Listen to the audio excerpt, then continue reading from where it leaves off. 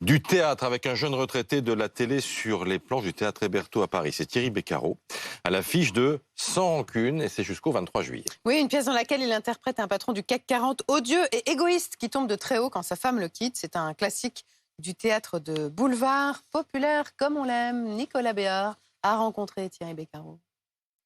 Qu'est-ce que tu fais? Je te quitte.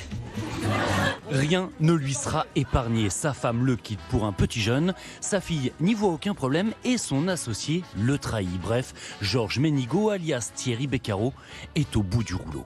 Je vis une espèce de masochisme assez incroyable, c'est que je sais, moi, dès que je vais mettre les pieds sur scène, que je vais me faire larguer. Exactement. Et tous les soirs, il revient. À croire qu'il aime ça. Sans rancune, c'est un classique du boulevard. Si la pièce date de 1973, elle aborde pourtant des sujets éminemment d'actualité. La lutte des classes. Je vais te la riger du MEDEF. Bah va à la CGT, il y a de la place. Ou l'émancipation des femmes. Je te donne 10 secondes pour choisir entre cet homme et moi. Cet homme! Elle a hésité un peu quand même. Mais c'est pour une toute autre raison que Thierry Beccaro la connaît très bien.